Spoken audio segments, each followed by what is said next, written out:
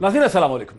नाज़रीन एक बहुत पुराना नावल है all quiet on the western front, Erich Maria का, यानी खामोशी है। पाकिस्तान की सियासत पे अगर हम देखें तो ऐसा लगता है कुछ हुकूमत और अपोजिशन का कुछ आपस में समझौता सा हो गया है। इस वक्त जो गुस्सा निकल रहा है, जो पाकिस्तान की सियासत जो शेप हो रही है, वो आज़ाद कश्मीर के इलेक्शन पे शेप हो रही है, जहां देखा तो यही जाता है कि सेंटर ही हुकूमत बनाता है डिपेंडेंट टेरिटरीज में, लेकिन पीपल्स पार्टी और PMLN दोनों ही को बहुत उम्मीद है कि वहाँ वो कुछ करके दिखाएंगे। और दोनों के ताबड़तोड़ हमले जो हैं वो वज़ीर आज़म इमरान खान के ऊपर डायरेक्टेड है। सबसे पहले सुनते हैं कि बिलावल जरदारी भुट्टो का क्या कहना है।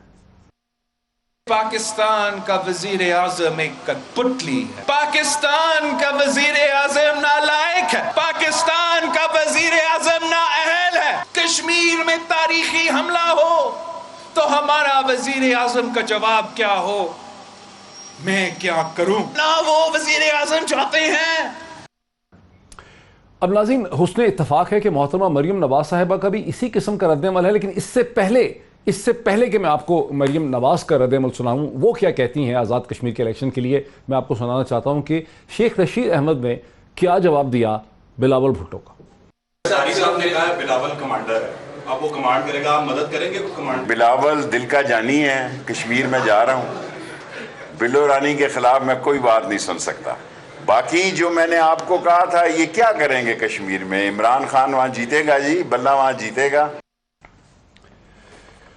नाज़रीन शेख रशीद का तो आपने सवाल सुना, लेकिन अब जो इंटरेस्टिंग चीज़ है वो ये है कि मोहतरमा मरियम नवाज साहिबा, जिनके बारे में हमें शक था, बहुत से और लोगों को भी शक था कि शायद वो आज़ाद कश्मीर की कैंपेन को लीड नहीं करेंगी, वो अब आज़ाद कश्मीर में दाखिल हो चुकी हैं, बहुत तेज़ी से मुजफ्फराबाद पहुँच रही हैं। और इस इलेक्शन ट्रेल पे उनके भी हमले जो हैं वो प्राइम मिनिस्टर इमरान खान पे हैं। उन्होंने यकसर नज़रअंदाज कर दिया कि बिलावल भुट्टो उन पर क्या हमले कर रहे हैं, उन्होंने सीधा हमला किया इमरान खान पर। और एक ऐसा सिलेक्टेड जो वोट चोरी करके आता है, उसके दौर में भारत को इतनी हिम्मत हो जाती है कि कश्मीर की हैसियत ही वो बदल देता है। कहता है मैं क्या करूं, मैं क्या कर सकता हूं।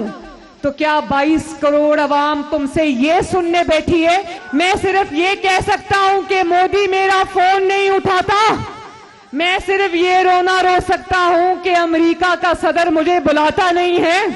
और मैं सिर्फ कौम को ये कह सकता हूं कि कश्मीर के बदले कौम 2 मिनट की खामोशी इख्तियार करे। पाकिस्तानी सियासत में हो क्या रहा है और कश्मीर का इससे ताल्लुक़ क्या है इलेक्शन का, यहाँ से हम बात का आगाज़ करेंगे। मुझे प्रोग्राम के पहले हिस्से में ज्वाइन कर सकेंगे फ़ारूक हबीब साहब, जो पाकिस्तान तहरीक इंसाफ के लीडर हैं, minister of state for information and broadcasting है, मुझे स्टूडियो में ज्वाइन कर सकेंगे। मुझे सरदार नबील गबोल, जो पाकिस्तान पीपल्स पार्टी के लीडर हैं, मुझे DSNG के ज़रिए, वीडियो लिंक के ज़रिए ज्वाइन कर सकेंगे। इसी हिस्से में मुझे ज्वाइन कर रहे हैं पाकिस्तान के प्रोमिनेंट जर्नलिस्ट और डॉन अखबार के रेजिडेंट एडिटर जनाब फ़हाद हुसैन साहब। Very warm welcome to all my guest. पर हम MQ में भी बात करेंगे सेकेंड पार्ट से आगे, लेकिन सबसे पहले फ़हाद हुसैन साहब, आपने एक बहुत ही ताबड़तोड़ किस्म का पीस लिखा रेड जोन फाइल्स में, द स्वैगर ऑफ पावर, जिसमें आपने ये माना कि बज़ाहिरन वो तमाम मुश्किलात और वो चैलेंजेस जो इमरान खान के सामने थे, बजट को पास करवाना, पंजाब में बजट को पास करवाना, जहांगीर खान तरीन साहब के ग्रुप को हैंडल करना, वो सब चीज़ें जो है वो प्राइम मिनिस्टर इमरान खान ने कामयाबी से हैंडल कर ली हैं। और अगर आप देखें तो आपको अंदाज़ा होगा कि बॉन्ड भी बड़े कम रेट के ऊपर मज़ीद डेट जो है वो रेस कर लिया, लेकिन उसके बावजूद आपको शक है कि सब कुछ ठीक नहीं है और नए किस्म के चैलेंजेस खड़े हो रहे हैं। क्यों कहते हैं आप ऐसे?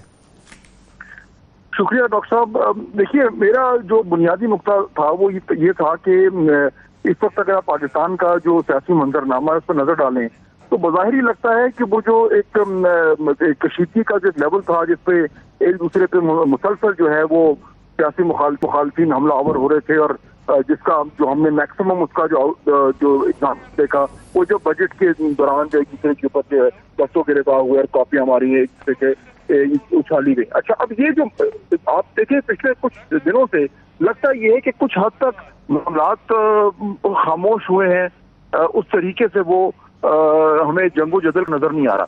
मुझे ये लगता है कि वो ये एक परसेप्शन तो ये बन गया है कि इस वक्त पाकिस्तान तहरीक इंसाफ की हुकूमत जो है उसको कोई बहुत बड़ा एग्जिस्टेंशियल थ्रेट नहीं है, और जो तमाम बड़े चैलेंजेस तो पिछले 5-6 महीने में हुकूमत को दरपेश थे, वो तकरीबन तमाम उसने बखूबी जो है उनका मुकाबला करके उनको खत्म कर दिया है। और इसीलिए मुझे लगता है कि प्राइम मिनिस्टर इमरान खान जो हैं उनके अंदर एक नया एतमाद नजर आ रहा है, कॉन्फिडेंस नजर आ रहा है, जिस तरीके से वो बात कर रहे हैं, जिन इश्यूज पे वो बात कर रहे हैं और जिस शिद्दत से वो बात कर रहे हैं, इससे लगता ये है कि अब वो ये रोजमर्रा के मामलात से बढ़कर वो को बड़ी चीज की तरफ उनकी निगाह जमी हुई है। लेकिन डॉक्टर साहब उसके साथ साथ मुझे ये भी लग रहा है कि जो एक स्ट्रॉन्ग सेंट्रल पिलर था पाकिस्तान तहरीक इंसाफ का, जो कि था एहतसाब, उसमें इन जमात को नाकामी होती है और उसकी मिसाल जो है कि यके बाद दीगरे जो अपोजिशन के रहनुमा हैं जिनको नैब ने पकड़ा था और जिनकी अरेस्ट के ऊपर पाकिस्तान तहरीक इंसाफ ने बगलें बजाई थी, वो सब जो है वो या तो उनको बेल मिल रही है या उनके केसेस के ऊपर जो अदालतें हैं वो नैब की उससे होगा क्या ले रही हैं। देखिए उससे अब मुझे लगता है कि कॉन्फिडेंस तो पीटीआई में है, लेकिन वो कॉन्फिडेंस के नीचे बहुत कुछ हो रहा है जो उस कॉन्फिडेंस को ठेस पहुंचा सकता है अगर पाकिस्तान तहरीक इंसाफ ने जो है वो बड़े गौर से ज़मीनी हक़ाइक़ को ना देखा, अगर वो अपनी ही बातों पे मुकम्मल करना शुरू हो। रुकिए जरा यहाँ पे। फरूख हबीब साहब, very warm welcome to this discussion. कल भी हमारी इस हवाले से डिस्कशन हो रही थी कि चेयरमैन नैब जो हैं उनको अब जाने में 2 माह रह चुके हैं और उसके बाद जो तरीकाकार है उसमें ज़ाहिर लीडर ऑफ द ऑपोजिशन को भी उनका कंसेंसस होगा। इसका मतलब अगला चेयरमैन नैब आ ही नहीं सकता, जो हालात इस वक्त खड़े हो गए। और नैब के सारे केसेस एक आध के अलावा सारे ख़त्म हो गए, जितने बनाए थे सब नाकाम हो गए, अदालतों ने ठुड्डे मार के बाहर निकाला नैब को। और अब जो ये फ़ारूक साहब कह रहे हैं कि सॉरी जो फ़हद कह रहे हैं कि सब लोग छुटते चले गए, आपका जो मेन नैरेटिव था करप्शन के खिलाफ अकाउंटेबिलिटी, वो सब ख़त्म हो गया। देखिए, बुनियादी तौर के ऊपर पहली तो ये चीज़ है कि इस मुल्क के अंदर जो अकाउंटेबिलिटी है ये तो कभी मौजू ही नहीं रहा है, कभी मौजू ही नहीं रहा। कैसे नहीं रहा, मैं ज़रा बताता हूँ क्यों। जब पीपल्स पार्टी और नून लीग की दोनों इक़्तिदार में थे, मुकमुका था, अकाउंटेबिलिटी तो कभी इनका इशू ही नहीं था। इसको रेलेवेंट किसने बनाया? रेलेवेंट बनाया वज़ीर आज़म इमरान खान साहब ने आके, जब उन्होंने बार बार इसके ऊपर बात की और कौम को भी बताया कि ये करप्शन है जो मुल्क को दीमक की तरह चाट, लेकिन जा नहीं रहा। सुन लेना, ये जो लीडरान यहाँ बैठे हैं, जो आज मुल्क से कोई बाहर बैठा है, किसी का पूरा पूरा ख़ानदान फरार है, अदालतें बुला रही हैं, उनकी सज़ाएं बहाल हो रही हैं, वो पाकिस्तान आने को तैयार नहीं है। अभी जो जरदारी साहब के केस से जुड़े जो लोग हैं, 33 अरब रुपये नैब ने उनसे रिकवर किया है।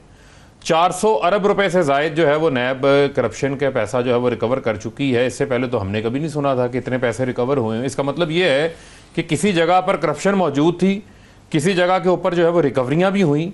अब आ जाते हैं सिस्टम की बेहतरी के हवाले से। ये वैसे आगे पीछे की रिकवरी है, ये बड़े बड़े केसेस की रिकवरियां नहीं है, ये कोई पीएमएलएन की रिकवरियां नहीं है। एक मिनट, ये उनसे जुड़े लोग ही हैं जिनसे रिकवरियां भी हुई हैं। और मेरी बात आप ये ज़हन में रखें कि ये वो लोग हैं जिन्होंने जो करप्शन की है। आपका क्या ख्याल है? ये ओमनी ग्रुप जरदारी साहब से रिलेटेड नहीं, उनसे हुई है रिकवरी। किससे और किससे हो रही है? उनसे रिलेटेड लोग जो हैं, बहुत सारे लोगों ने इसके अंदर प्री बार्गेन की, मेन केस से रिलेटेड है अपना। अब एक मिनट सिर्फ मुझे जरा ये नैब वाले मामले पे आने देखें। यहाँ पर जरूरत क्या है? यहाँ जरूरत क्या है कि अगर तो ये अकाउंटेबिलिटी से संजीदा है, जो कि नजर आता है ये नहीं है, तो नैब के कानून को तगड़ा करने की जरूरत है। वो क्यों करेंगे? उनके प्रोसिक्यूशन के निज़ाम को तगड़ा करने की वो क्यों करेंगे? तो फिर जो जिनकी कमिटमेंट है, हमारी कमिटमेंट है, नैब तो इंडिपेंडेंट इदारा है, काम तो जो मौजूदा नैब ने मौजूदा लॉज के मुताबिक नैब की परफॉर्मेंस से करना है। आप नैब की नहीं, देखें बात क्या है, मामला ये है, जैसे मैंने पहले आपको कहा, इस सिस्टम को पनपने नहीं दिया गया। इसको तो पहले ही इसके पांव काट दिए जाते थे। याद है आपको वो साबिक चेयरमैन नैब की सुप्रीम कोर्ट के अंदर जो उदैबिया केस के अंदर उन्होंने कहा था कि मैं तो अपील नहीं दायर कर सकता, जब नैब को उन्होंने कहा था आज नैब हमारे सामने फौत हो गया। वो रिमार्क्स आपको याद है? वो नैब याद है आपको? अब मामला ये है कि ये सिर्फ एक पॉलिटिकल रेटिक है जो ये क्रिएट करते हैं जी। इंतकामी कार्रवाई हो रही है जी, हमारे से पूछा जा रहा है। हाँ, लेकिन हम भाई अगर आपके खिलाफ इंतकामी कार्रवाई नहीं थी तो आपने पूरी कौम ने पनामा केस को देखा, आपने फॉलो किया, सवाए कतरी खत के कुछ नहीं था। गेबोल साहब, सवाए जो है वो इनके पास रसीदें किसी केस के अंदर नहीं थी, कुछ नहीं निकला। गेबोल साहब, आप भी तवक्को करते हैं कि जैसे पीएमएलएन की लीडरान के केसेस आहिस्ता आहिस्ता करके खत्म हो गए, इसी तरह आपके सारे लीडर भी फारिग हो जाएंगे केसेस से? सबसे पहले मैं फारूक से ये पूछना चाहता हूँ, वो रिप्रेजेंट करते हैं गवर्नमेंट को, ज़ाहिर है मिनिस्टर इंफॉर्मेशन के स्टेट के, उनसे सिर्फ मेरा ये सवाल है, ज़रा ये मुझे बताएं कि आपने अभी कहा जरदारी साहब से जुड़े हुए लोगों से पैसे निकाले हैं। आप लोगों ने तो पहले दिन से ये शोर मचाया कि जी पीपल्स पार्टी की लीडरशिप चोर है, डाकू है, मुस्लिम लीग नून के लीडरशिप चोर हैं, डाकू हैं। अभी तक पीपल्स पार्टी के लीडरशिप से यानी जरदारी साहब से या मियां नवाज शरीफ से आप लोग ने, नैब ने कितने पैसे निकाले हैं? ये ज़रा नैब एक प्रेस कॉन्फ्रेंस करके बता दे कि ये डील हुई है। वो जो जिसको कहते हैं ना, वो मेरे दिमाग में नहीं आ रहे, वो जो डील करते हैं नैब वाले, पैसे लेके छोड़ देते हैं, वो किसके साथ हुआ है? आप तो उनको छोड़ते हैं ना कि जिनके साथ नैब जो है पैसे रिकवरी कर लेती है और रिकवरी के बाद कह लीजिए इतना अमाउंट रिकवर हो गया और हमने उसको रिलीज किया। आप मुश्ताक रईसानी के जो पैसे पकड़े हैं, जो सेक्रेटरी फाइनेंस ऑफ बलूचिस्तान के, उससे आपने कितने पैसे निकलवाए? आपने फालूदा, छाबड़ी वाले, पापड़ी वाले, पता नहीं किस किस के इल्ज़ाम लगा लिए कि जी ये जरदारी साहब के अकाउंट होल्डर्स हैं, ये उनके पैसे थे, आपने उनसे निकाला है। तो आप प्रेस के सामने लेकर हमें भी तो पता चले ना जी। हमारी लीडरशिप ने जो है फिला के नाम पर जो है अकाउंट्स बनाए थे और वहां से पैसे निकालते थे। यार ये सब देखे हवाई बातें। आप लोग, ये फेरी टेल था ये सारा, जितना भी आप लोगों ने बताया ना कि जी इतने करप्शन हुए, एक चीज भी आप लोग साबित नहीं कर सके। अल्टीमेटली क्या हुआ? बिल्कुल फाद साहब ने सही लिखा। अल्टीमेटली यही हुआ कि नैब ने जितने भी ये केस 400 अरब की बात की है, 400 अरब भी मैं चैलेंज करता हूं, ये पेपर्स पे हैं। 400 अरब के बारे में आप बताएं कि किससे रिकवर आपने किया? आपने मुस्लिम लीग नून से तो नहीं किया, आपने पीपल्स पार्टी से तो नहीं किया, तो आपने किससे रिकवर किया? दूसरी तरफ आपके जो ये रिंग रोड वाला जो केस चल रहा है, दूसरी तरफ आपका ये जंगदुम का चल रहा है, ये बीआरटी का चल रहा है, उसके बारे में आप लोग बात नहीं करते हैं। तो कौन चोर, कौन डाकू और कौन जो है फरिश्ता है, ये इसका जवाब फैसला मेरे ख्याल में वो भी नैब का चेयरमैन ही करेगा कि वो प्रेस कॉन्फ्रेंस करेगा। फारूक से ले जवाब। फारूक हबीब साहब जी। फारूक साहब देखिए मामला उन्होंने चैलेंज कर दिया है, वो नहीं मान रहे आपकी। थोड़ा फैक्ट से बात करते हैं। देखिए मामला क्या है, 2008 में पीपल्स पार्टी की हुकूमत आती है, ओमनी ग्रुप की 1 शुगर मिल थी, जब हुकूमत जाती है 11 शुगर मिले थी। जब आप देखें तोशाखाना केस के अंदर जो जरदारी साहब की BMW की जो पेमेंट्स हो रही हैं, जो BMW तोहफे में मिली हुई थी, उनकी पेमेंट्स अंसारी शुगर मिल से हो रही है। आसिफ अली जरदारी एक निजी टीवी चैनल के शो पे बैठ के खुद कहते हैं कि मेरे दोस्त हैं जिन्होंने जो है वो ये फेक अकाउंट्स या जाली अकाउंट्स जो हैं जिन्होंने बनाए हुए हैं। मुझे आप ये बताएं कि जिस नैब के आगे आप इल्तवाएँ लें, जिस नैब के खिलाफ केस के खिलाफ आप अपीलें दायर करें, आप मुल्क से जाके बाहर बैठ जाएं। 6 इल्तवा जो है वो मरियम सफदर के वकील पिछले 6 माह के अंदर ले चुके हैं, जो इस्लामाबाद हाई कोर्ट में अपनी अपील दायर की हुई है। शहबाज शरीफ के केस के अंदर ये 100 से ज़ायद गवाह हैं, 14 गवाहों पे जरा मुकम्मल हुई है। ये आए ना, ये कहें डे टू डे केसेस सुने, हम कोई गैर ज़रूरी इल्तवा नहीं लेंगे, हमारे केसेस का फैसला कर लें, दूध का दूध पानी का पानी हो जाएगा। जो हकाइक हैं वो इसके बरक्स हैं। ये सिर्फ एक नैरेटिव बनाने की ये कोशिश करते हैं। मुझे ये बताएं, जहां इतने बड़े लेवल पे अगर करप्शन हो रही थी, ये 400-450 अरब रुपए रिकवर हुआ जहां से भी, उस सिस्टम के दौरान हुकूमत में कौन लोग थे? इस सिस्टम को पनपने के लिए अलाउ कौन करता रहा? फहद हुसैन साहब, बेसिकली फारूक हबीब साहब ये कह रहे हैं कि अदालतों से अगर लोग टेक्निकल बुनियादों पे उनको रिलीफ मिल भी जाती है, तहरीक इंसाफ का और इमरान खान का जो अपना बयानिया है इस करप्शन के हवाले से, उसको बड़ी सर्कमस्टेंशियल एविडेंस की सपोर्ट है। ये बैंक अकाउंट्स, ये ट्रेल, ये पेमेंट्स कहाँ से हुई, तोशा खाना, गाड़ियों की पेमेंट कौन कर रहा था, ओमनी ग्रुप की फैक्ट्रियों में कैसे इजाफा हो गया, और इनका बयानिया जो है वो सियासी तौर पर स्ट्रॉन्ग खड़ा है। डॉक्टर साहब देखिए, उसमें ना जो सियासी बयानिया बनता है उसके पैर तो होने चाहिए। अब पीटीआई का जो सियासी बयानिया था इलेक्शन से पहले, वो इतना ताकतवर और इतना मौसर इसलिए था क्योंकि उस वक्त आपको उसकी लीगल लेग्स की जरूरत नहीं थी। उन्होंने कहा कि भाई ये करप्ट हैं, ये चोर हैं, और क्योंकि एक तासुर बना हुआ था और पीटीआई की जो कम्युनिकेशन एबिलिटीज है जबरदस्त हैं, तो उन्होंने वो इस तरह का बयानिया बनाया कि वो जो है वो लोगों के जहनों में बैठ गया। उसके बाद जब ये पीटीआई गवर्नमेंट में आ गई तो अब उस बयानिए के पर निकालने थे और पैर निकालने थे। वो बनते हैं अदालतों से और कानून से। अब आप अदालतों से आप जो मर्जी कहें कि प्रोसिक्यूशन वीक है या वो नैब के पास जो है वो अच्छे लोग नहीं है, अल्टीमेटली देखिए जो इनोसेंस है या गिल्ट है वो तो कानून के तहत अदालत ही करती है। तो अगर अदालत इन केसेस को गलत कह रही है और कह रही कि इनके अंदर मेरिट नहीं है, तो फिर जो इनोसेंट अंटिल प्रूवन गिल्टी का लॉ है वो आ जाता है। अब उसकी बुनियाद पे आप बयानियां जो मर्जी बना लें, लेकिन इसमें तो कोई शक नहीं है कि वो बयानियां अगर खत्म नहीं हुआ तो कमजोर जरूर हुआ है, इसमें तो कोई शक नहीं। अच्छा, आखिर में लास्ट कमेंट ब्रेक से पहले जनाब जवाब देते हैं इसका। इंटरेस्टिंग, उन्होंने इंटेलिजेंट पॉइंट रेज किया। उन्होंने कहा कि आपने देखें, मैं टेस्ट नहीं था उस वक्त आपका हुआ। बुनियादी चीज़ क्या है? बुनियादी चीज़ ये है कि केस का फैसला किसने करना है? वो तो अदालत ने करना है ना, नायब अदालत ने करना है। एक देखें, सबसे आप हमेशा जो है ना वो पूरी देख तो नहीं चखते ना, आप एक चावल चखते हैं। मैं सिर्फ आपको बुनियादी चीज़ ये देना चाहता हूँ कि नवाज शरीफ को नायब अदालत से सज़ा हुई, सज़ा होने के बाद उन्होंने खुद अपील दायर की, अपनी ही अपील के ऊपर आकर वो मुल्क में वापस आकर अपने मामले को डिफेंड करने को तैयार नहीं है। इसका मतलब ये है कि आपके दिल में चोर है। आप जो है कहते हैं मैं बाहर बैठे बैठे जो है वो मरियम साहिबा कहती हैं कि उनकी जान की जमानत दो। जान की जमानत ये है, क्या लंदन में जान की जमानत है? किसी की जान की जमानत नहीं है ना, तो अल्लाह को पता है जिंदगी मौत का। लेकिन जमानत किस चीज़ की मांग रहे हैं कि नवाज शरीफ को जेल ना जाना पड़े, उससे पहले को सेटलमेंट करो। नवाज शरीफ को जो है लूटा हुआ पैसा जो है वो वापस ना करना पड़े, उसके ऊपर सेटलमेंट करो। इस मुल्क के अंदर एनआरओ तो लेते रहे हैं या टेक्निकल ग्राउंड्स के ऊपर छुप जाते रहे। हुदैबिया का जो केस था कितना क्लासिक केस था जो करप्शन के हवाले से था। सिर्फ उसके ऊपर क्या है कि आप चाहे उसकी रिव्यू पिटीशन उठा के देख लें, 35 सफ़ों का फैसला है। हर सफ़े पे ये लिखा हुआ है कि टेक्निकली क्यों लेट हुआ, टेक्निकली क्यों लेट हुआ, मेरिट पे एक दिन नहीं सुना गया था। तो इन तमाम चीज़ों को हम भी देख रहे हैं। हम चाहते हैं, सुप्रीम कोर्ट ने भी हुक्म दिया कि 120 अदालतें बनाएं, उसमें कोशिश की है 30 के करीब अदालतें बन जाए। इनके पास 100 तरीके हैं अल्तवा लेने के, इस ट्रायल के सिस्टम को कमजोर करने के हवाले से। ब्रेक ले लूं नाज़रीन, ब्रेक के बाद इस इंतहाई दिलचस्प गुफ्तगू को आगे बढ़ाते हैं आफ्टर द ब्रेक। नाज़रीन वेलकम बैक। अब मुझे इस वक्त स्टूडियोज में मेरे साथ हैं फ़ारूक हबीब साहब और मुझे ज्वाइन कर रहे हैं सरदार नबील गहबोल साहब पाकिस्तान पीपल्स पार्टी से।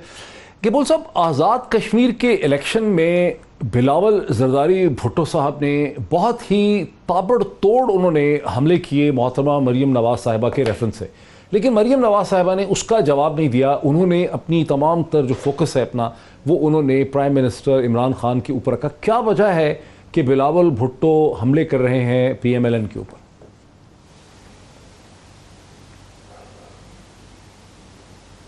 देखिए, हम समझते हैं कि अगर आज़ाद कश्मीर की इलेक्शन देखी जाए तो वहाँ पर जो असल मुकाबला है वो पीपल्स पार्टी का मुस्लिम लीग नून से है।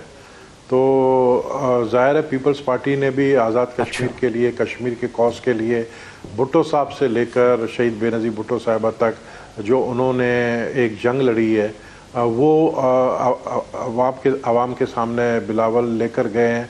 और दूसरी तरफ मरीम साहिबा जो है वो वहाँ जाकर जलसे में जो है वो कहती हैं कि मैं कश्मीरी हूँ, मेरे वालिद भी कश्मीरी हैं और मेरी वालदा भी कश्मीरी थी। तो वो कैश कराना चाह रही है कि जी वो कश्मीर ब्लड जो है लाइन उनका चल रहा है। और प्लस काम उनकी भी दौर में कश्मीर में कुछ ऐसा ख़ास नज़र नहीं आया जो पीपल्स पार्टी ने किया है। तो हम समझते हैं हमारा असल मुकाबला पीपल्स पार्टी का मुस्लिम लीग नून से है। और अब हमारे रास्ते वैसे भी जुदा है।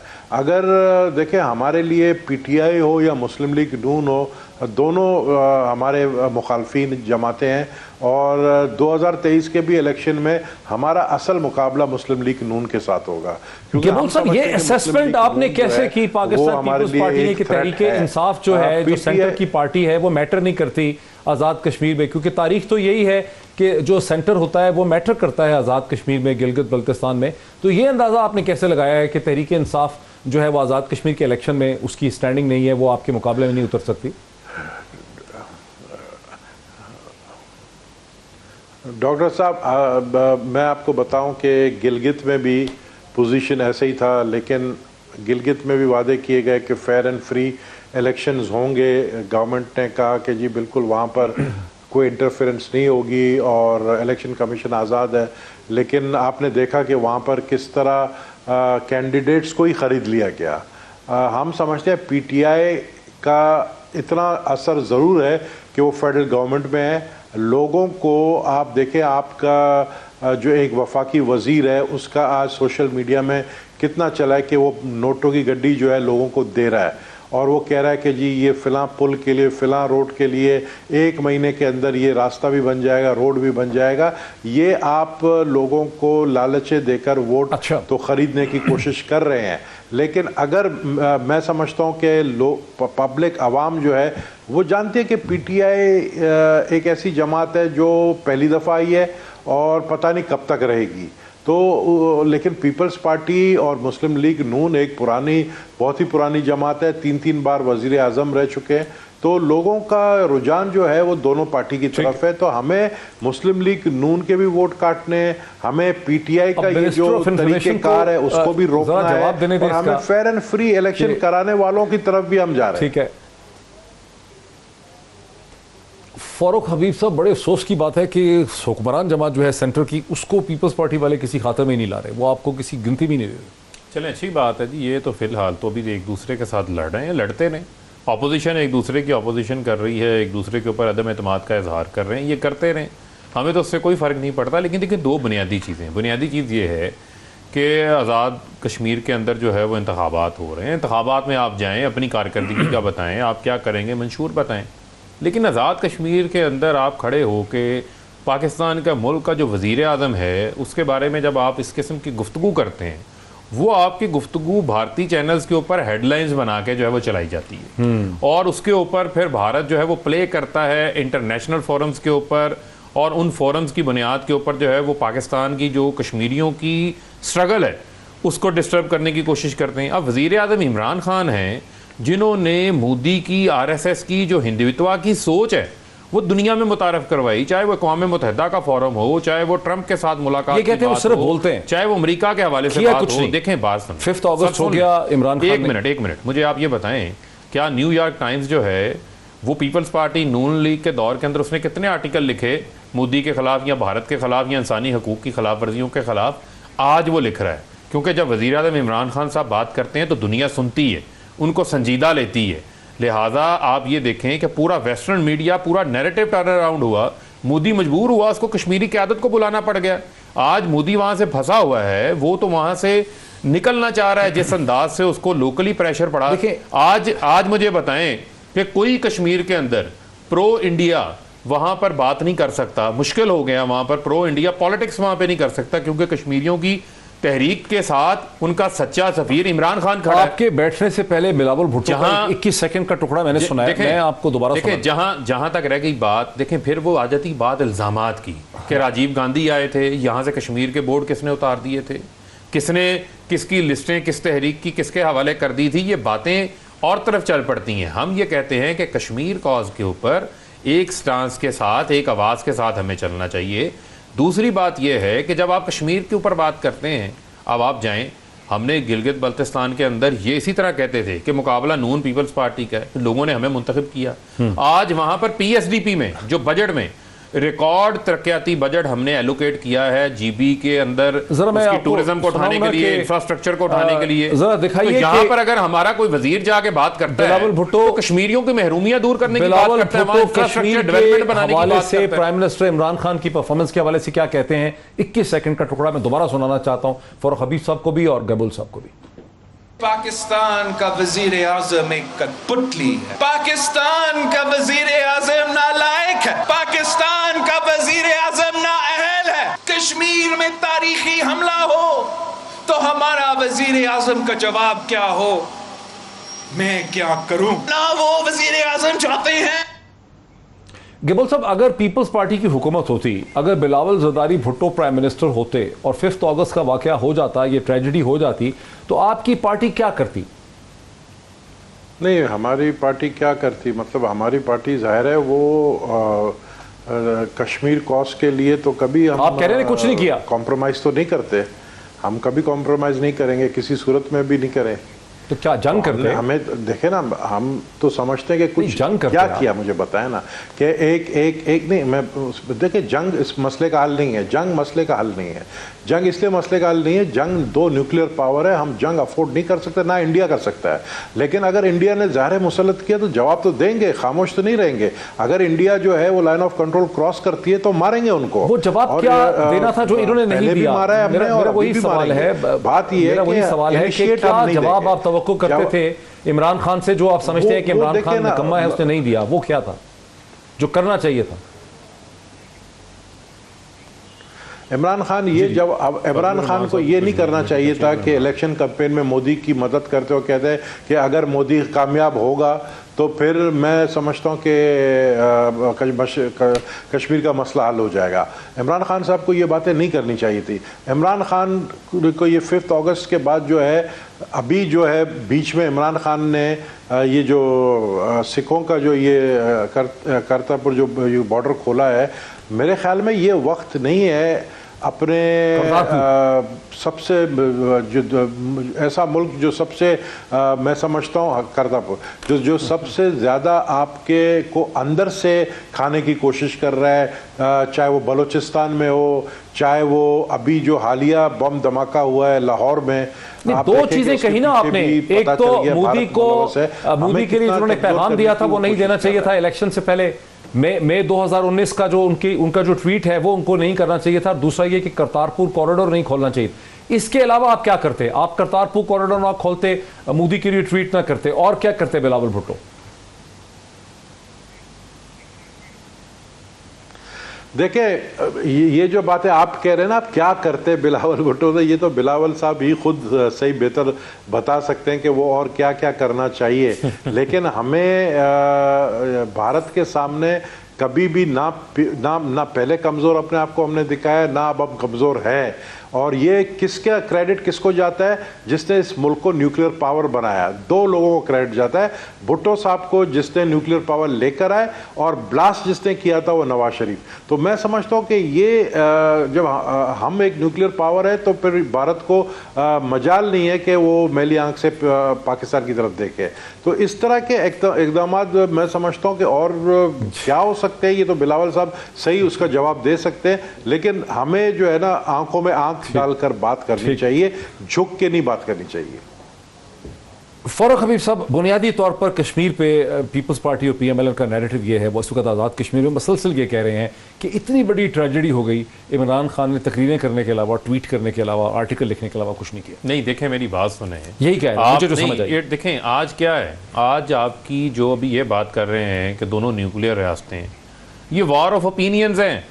यहाँ से कुलभूषण यादव पकड़ा जाता है, उस कुलभूषण यादव को डीजी आईएसपीआर को बैठा के परवेज रशीद को प्रेस कॉन्फ्रेंस करनी पड़ती है, आपके मुंह से एक लफ्ज़ नहीं निकलता। आज अगर जो वो बात कह रहे थे कि मोदी आ जाता है, घर आ जाते हैं, ये कहते हैं जी वो तो हमारे घरों में आता था, वो तो हमारे बड़े ताल्लुकात थे, तो रियासत को क्या फ़ायदा था आपके ज़ाती ताल्लुकात का? जिस दिन आया था उस दिन आप कमरा बंद कर लेते, कुंडी लगा देते, कहते जी उठो, तब उठेंगे जब कश्मीर का मसला हल करके उठेंगे। उस दिन तो बिरयानी की, साड़ियों की, आमों के तोहफों की बात होती रही, कश्मीर का तो जिक्र ही नहीं था। आप सीरियसली समझते हैं कि सुन लेना, सुन ले, हिंदुस्तान के प्राइम मिनिस्टर को कमरे में बंद कर ले? नहीं, कहते ना हमारी दोस्ती थी, तो दोस्ती में बड़ी बेतकल्लफी होती है, तो उसमें आप कश्मीर की बात भी कर लेते। आप हलफ पे चले जाते हैं, वहाँ पर हुर्रियत रहनुमाओं को आप मिलना नहीं पसंद करते, भारतीय अदाकारों को मिलने चले जाते हैं, आप जंदाल को मिलने चले जाते हैं। यहाँ पर फॉरेन ऑफिस का एक क्लर्क भी वहाँ नहीं होता जो बैठ के आपके नोट्स ले ले, आप क्या बात कर रहे हैं। देखें आज बातें वो लोग कर रहे हैं जिनके दौर के अंदर जो है कुछ भी नहीं हुआ, कुछ भी नहीं हुआ। आप ये देखें कि कहते क्या करते हैं, फजलुर रहमान साहब को कश्मीर कमेटी का चेयरमैन लगा देते सियासी रिश्वत के तौर के ऊपर, उनको जो है उसके पैक्स दे देते। इस मुल्क में होता क्या रहा है? आज जो कश्मीर की बातें हो रही हैं, कश्मीर की जितनी जद्दोजहद को, कश्मीरियों की जद्दोजहद को वज़ीर आज़म इमरान खान साहब ने आलमी सतह के ऊपर उजागर किया है। आलमी सतह पर कश्मीरियों के ऊपर जो भारत बयानिया बनाता था वो मैं टीवी पे नहीं बता सकता, क्योंकि आज सही मानों में एक पिक्चर पेश हुई कि भारत वहाँ पर इंसानी हकूक़ की खिलाफवर्जियाँ कर रहा है, और ये हम भारत को एक्सपोज करते रहेंगे। और हमारे पास जो अवेलेबल ऑप्शंस हैं उन पे हम करेंगे। पाकिस्तान ने एक स्टैंड लिया, हमें बड़ा प्रेशर आया हमारी ताजर बरादरी की तरफ से, तिजारत खोलें, कुछ ऐसे रॉ मटेरियल्स हैं जो सिर्फ वहाँ से आते हैं, अगर तो खोलने लगे थे ना आप तिजारत, सुन लेना। तो उसके ऊपर काबीना ने स्टैंड लिया, उन्होंने कहा जब तक 5 अगस्त के इकदाम से नहीं हटेंगे। दूसरी बात मुझे बताएं कि भारत यहाँ पर आता है, हमारे 4 दरख्त शहीद करके चला जाता है, हम उनके 2 जहाज़ गिराते हैं, मुंह तोड़ जवाब देते हैं। प्राइम मिनिस्टर ने असेंबली में खड़े होकर कहा था कि हम रिटेलिएशन का सोचेंगे नहीं, रिटेलिएट करेंगे, मुंह तोड़ जवाब दिया। वो इसी वजीर आज़म ने जवाब दिया जिसके बारे में बिलावल को किसी ने लिख के 4 लफ्ज़ दे दें, उन्हें उनके ना मानी का पता होता है, ना उनके असर का पता होता है, वो वहां पर खड़े होकर तकरीर कर देते केबल हैं। साहब, इसमें क्या असर है? केबल साहब, इस पे आपका क्या रद्दअमल है? जो इतना स्ट्रॉन्ग रिएक्शन आया था पाकिस्तान की तरफ से बालाकोट की स्ट्राइक के बाद, उसे तो यकीनी तौर पे आप सराहते होंगे।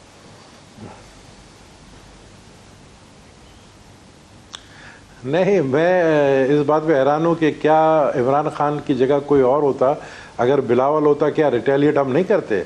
देखिए, रिटेलिएट जो है क्योंकि हमारी माशाल्लाह हमारी अफवाज, हमारी एयरफोर्स, हमारी नेवी, मैं समझता हूँ कि भारत से कम नहीं है, और भारत भी इस चीज़ों को समझता है। और जिस तरह रिटेलिएट किया है पाकिस्तान एयरफोर्स ने, उसकी मिसाल नहीं मिलती है। हमने उनके 2 जहाज़ गिराए हैं, तो ये इमरान खान ने खुद पायलट की सीट पे बैठ के नहीं गिराया। उनकी अगर गवर्नमेंट की पॉलिसी थी, अच्छी बात है, हम उसकी तारीफ़ करेंगे। इमरान खान की अगर इस तकरीर की मुझे तारीफ़ करना पड़े तो मैं ज़रूर करूँगा कि उसने ये कहा कि we will not think, we will retaliate. यही होना चाहिए।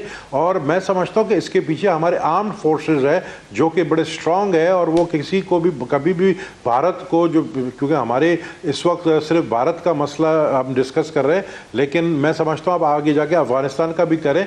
हमारे बॉर्डर्स पे हमारे लिए ख़तरात जो है वो बहुत ही सीरियसली हमारे सर पे खड़े हैं। उनको रिटेलिएट करना गवर्नमेंट की पॉलिसी होगी। किस तरह फॉरेन पॉलिसी बनाती है, फॉरेन मिनिस्टर एक बात करता है, प्राइम मिनिस्टर एक बात करता है। कश्मीर का अलग इशू है, अफगानिस्तान का अलग इशू है। 40% अफगानिस्तान पे तालिबान का कब्जा हो गया है। तालिबान का क्या वहाँ पर मोटिव्स हैं, ये सब कुछ हमारे फॉरेन मिनिस्टर को आके असेंबली में एक स्टेटमेंट देना चाहिए। वो अभी तक उन्होंने नहीं दिया कि हमारी पॉलिसी क्या होनी चाहिए। तो मैं समझता हूँ ये जो कौमी सलामती कमेटी जो एक बनाई गई थी नबील केबल साहब की तरफ से, वहाँ पर ब्रेक लेने दीजिए। और अफगानिस्तान का भी आपसे समझते हैं कि आपकी पार्टी का अफगानिस्तान पे क्या मौकफ है। मेरे साथ रहिए, एक ब्रेक लेते हैं, और ब्रेक के बाद हम थोड़ा सा ये भी देखते हैं कि कराची में जहां ये फैसला हो चुका है, अंदाज़ा लगता है कि मुर्तज़ा वहाब साहब को एडमिनिस्ट्रेटर बनाया जाएगा पाकिस्तान पीपल्स पार्टी की तरफ से। उस पर क्या रद्द-ए-अमल है तहरीक इंसाफ का, उस पर क्या रद्द-ए-अमल है पाकिस्तान पीपल्स पार्टी का, उस पर भी बात करते हैं एक ब्रेक के बाद।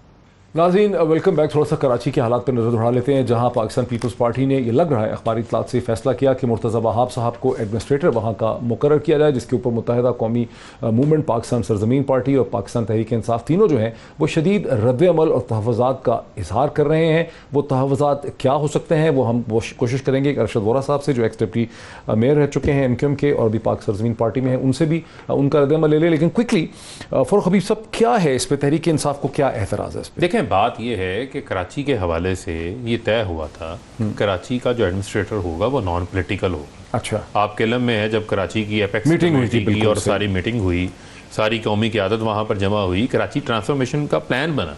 आज का मैं आपको बता देता हूँ K4 का मंसूबा जो पिछले 8-10 साल से नहीं चल पा रहा था, उसकी एग्जीक्यूशन के हवाले से सिंध गवर्नमेंट की कैपेसिटी नहीं थी बना सके उस मंसूबे को। वापडा को दिया गया, विद इन 6 मंथ्स आज उन्होंने साइन कॉन्ट्रैक्ट कर लिया है एक ऑस्ट्रियन कंसल्टेंसी फर्म को जो उसका डिज़ाइन तैयार करेगी, और 2023 से पहले जो है वो मंसूबा 2023 के मिड में जाकर मंसूबा मुकम्मल हो जाएगा। 650 मिलियन गैलन कराची के लोगों को पानी मिलेगा। यहाँ पर सिंध गवर्नमेंट की कराची के नाले साफ़ करने की कैपेसिटी नहीं है। हर साल बारिश आती है, कराची डूब जाता है। यहाँ पर अब पॉलिटिकल एडमिनिस्ट्रेटर होगा तो वो किस अंदाज से कराची को लेके चलेगा, कराची के स्टेक होल्डर्स को रिप्रेजेंट करेगा, वो मैं समझता हूँ कि एक कंट्रोवर्शियल डिसीजन है। अरशद वोरा साहब, आप डिप्टी मेयर रह चुके हैं कराची के, पाक सरजमीन पार्टी से आपका ताल्लुक है, MQM से आपका ताल्लुक रह चुका है। क्या एतराज़ और खौफ है आपको मुर्तज़ा वहाब के एडमिनिस्ट्रेटर बनने पे? देखें, सबसे पहले जिस तरह अभी फारूक हबीब साहब ने कहा कि 13 साल तो पीपल्स पार्टी की हुकूमत को वैसे ही हो गए, ठीक है ना। कराची में सबको पता है कि जो कुछ भी, चाहे वो डेवलपमेंट के काम हो या कराची में कोई भी प्रोजेक्ट्स हो, कोई एक प्रोजेक्ट ऑन नहीं हो सकता। एक कराची में ट्रांसपोर्ट में एक नई बस शामिल नहीं, 13 साल में एक नई बस शामिल नहीं हो सकी, पानी की एक बूंद शामिल नहीं हो सकी। कराची जो है वो बिल्कुल पीछे से पीछे होता चला जा रहा है। पॉपुलेशन का इशू है, कराची में कौन सा ऐसा इशू है जो कि ये 13 सालों में बढ़ा ना हो, और कहीं पे भी Peoples Party has not delivered. As far as ये मुर्तज़ा वहाब को जो एडमिनिस्ट्रेटर लगा है, बिल्कुल सही बात है कि पॉलिटिकल एक इन्फ्लुएंस, एक बंदा जो पॉलिटिकली इन्वॉल्व है, एक पार्टी को रिप्रेजेंट कर रहा है, तो वो पार्टी पहले ही इस वक्त जिस तरीके से प्लान आउट कर रही है बल्दियाती इंतखाबात से पहले, कराची को जो है, कराची में डिस्ट्रिक्ट्स नए कर दिए, कराची को अपने जो पॉलिटिकल जियोग्राफी इनकी है उस हिसाब से कराची को ये टुकड़ों में बदल रहे हैं ताकि जो है मैक्सिमम डिस्ट्रिक्ट जो है उसको कैप्चर कर सके ये पॉलिटिकली। तो ये ठीक नहीं है। पीपल्स पार्टी का मौकफ ले ले जरा गेबोल साहब, ये ठीक है कि आपका ताल्लुक पाकिस्तान पीपल्स पार्टी से है, एक नीजक रिएक्शन होगा कि अपनी पार्टी को आप डिफेंड करेंगे, लेकिन कराची से भी आपका ताल्लुक है, you know son of the soil, वहां के मसाइल आपके सामने हैं, क्यों लगा रहे हैं आप दोबारा एक tested and tried party member को? देखिए ये फैसला मुझे नहीं पता है कहाँ हुआ और ये भी मुझे नहीं पता, ही तो आपकी खबर है कि मुर्तज़ा वहाब जो है वो उसको एडमिनिस्ट्रेटर लगाया जा रहा है, ये मुझे इसके बारे में इल्म नहीं है, लेकिन अगर लगाया जा रहा है तो मुझे बताएं कि पहले भी अगर ठीक है इलेक्टेड आप कहते हैं MQM के रहे हैं, वो इलेक्टेड रहे हैं, लेकिन उन्होंने ये कराची के लिए मुझे कुछ ऐसी चीज़ बता दें, कोई बड़ा कारनामा बता दें जो लास्ट जो टेन्योर रहा है इसमें MQM के मेयर या डिप्टी मेयर ने जो है कोई कारनामा किया हो। लेकिन मैं समझता हूँ कि जितनी भी डेवलपमेंट कराची में हुई वो सिंध गवर्नमेंट ने की है और वो KMC की तरफ से नहीं है। KMC का रोना ये था वसीम अख्तर का कि जी हमें फंड्स नहीं मिलते हैं। अब अगर एक सियासी बंदा आता है तो वो कम से कम इनको खुश होना चाहिए, तो फंड्स लेकर आएगा, काम करेगा यहाँ पर। तो जाहिर है अगर वो किसी गवर्नमेंट को रिप्रेजेंट कर रहा है, किसी पार्टी को रिप्रेजेंट कर रहा है, तो फंड्स की कमी नहीं होगी। सिंध गवर्नमेंट फंड लगा रही है। अभी लियारी के अंदर 2.5 अरब रुपए का पैकेज दिया है, इसी तरीके से मलीर में दिया है, डिस्ट्रिक्ट वेस्ट पे दिया है, कोरंगी में दिया है, सारे जिले में जो है काम हो रहा है। डिस्ट्रिक्ट ईस्ट में जो है 200 करोड़ रुपए का फंड्स दिए गए। तो मैं समझता हूँ कि काम इसी तरीके से होता है। अगर आपको काम करना है, हम काम इसलिए नहीं कर रहे हैं कि हम इसी तरीके से होगा। बुनियादी तौर पर सिंध हुकूमत का रिप्रेजेंटेटिव होगा तो फंड्स मिलेंगे, तो काम होगा, ये कह रहे हैं गेबोल साहब। वोरा साहब जी हेलो जी वोरा साहब, वो कहते हैं कि सिंध हुकूमत का रिप्रेजेंटेटिव होगा, हुकूमत का नुमाइंदा होगा तो फंड्स रिलीज होंगे। काम करने का तरीका ये है, प्रैक्टिकल सोच है। फिर बात ये है कि फिर ये चीज एक तय हो गई कि बल्दियाती इंतखाबात नहीं होने, जिसकी सिंध हुकूमत है वो जो है अपना बल्दियात का मिनिस्टर तो उनका होगा ही होगा, वो अपना मेयर भी ले आएगा, ठीक है ना, मतलब in other words administrator is a mayor. तो फिर ये तय हो गया कि भाई बल्दियाती इंतखाबात नहीं होने, पॉलिटिकल अपने बंदे को जब ला के आप एक असाइनमेंट दे रहे हैं, उसको एक पोस्ट पे बिठा रहे हैं, तो फिर इंतखाबात की तो जरूरत पीपल्स पार्टी महसूस भी नहीं करेगी बल्दियाती। यही होगा ना। अच्छा ये होगा फर्क होगी सब, आपको भी यही खतरा है? देखें पहली बुनियादी चीज ये है कि एडमिनिस्ट्रेटर लगाने की क्या जरूरत है? पूरी सिंध की काम कर रहा है, डेवलपमेंट कर, छोड़ें जी डेवलपमेंट क्या एडमिनिस्ट्रेटर लगा के करना है? पूरी सिंध की हुकूमत इनकी है, सारे वजीर इनके हैं। जो 13 साल से जो है वो कोई काम नहीं कर सके, क्या वो एक एडमिनिस्ट्रेटर लगा के काम करेंगे? एडमिनिस्ट्रेटर लगाने का सिर्फ और सिर्फ एक ही मकसद है कि जो डेवलपमेंट थोड़ी बहुत होने लगी है उसको भी स्टक किया जाए, उसको भी रोका जाए। वहाँ पर एडमिनिस्ट्रेटर लगाकर जो है वो लोगों को इन्फ्लुएंस किया जाए, इन्फ्लुएंस करके जो है वो काम के अंदर रुकावटें डाली जाएँ। इसके अलावा और क्या है? इसके अलावा और आपको एडमिनिस्ट्रेटर चाहिए तो बेहतरीन मैनेजमेंट के और एडमिनिस्ट्रेशन के लोग मौजूद हैं, आपके पास स्टफ मौजूद है, आप उनको लगाएं, उनको बाख्तियार बनाएं, उनको आप वसाइल फराहम करें। वो वसाइल आप फराहम करने के लिए तैयार नहीं है। आप पूरा ADP का बजट तो उठा के देखें, पिछले साल की सिंध हुकूमत का जो ADP था, उस ADP का 50% तो ये खर्च ही नहीं कर सके। और उसमें कराची के लिए क्या रखा था? इन्होंने कुछ भी नहीं रखा था, सवाए जो है वो अपने लल्लों के लिए गाड़ियाँ लेने के लिए, बड़े बड़े प्रोजेक्ट्स दूसरी जानिब लगाने के लिए कुछ भी नहीं इन्होंने किया। सबसे ज़्यादा टैक्स, सूबाई टैक्स जो है वो सिंध हुकूमत कराची से इकट्ठा करती है। आज आप जाएं ना लांडी में, आज आप साइड में जाएं, वहाँ पर इंडस्ट्री के अंदर 6-6 फुट के आपको खड्डे मिलेंगे, सीवरेज का पानी मिलेगा। उनके पास कराची का इंडस्ट्रियल, इसके पास कोई नई इंडस्ट्रियल जोन ही नहीं है। 40-40 करोड़ रुपए का इंडस्ट्रियल एकड़ हो गया है। कहाँ इन्होंने कोई सहूलत पैदा की है, रोजगार पैदा जवाब दें। जो मामला उठाएंगे वहां आपको सिंध हुकूमत की कारकर्दगी सबसे पीछे नजर आएगी। आपका जवाब सुनना चाहती है केबल साहब पीपल्स पार्टी की तरफ से। नहीं, मैं एक इल्ज़ामात जो इनके देखे ना, इनके सारे इल्ज़ामात कोई प्रूव नहीं हुए।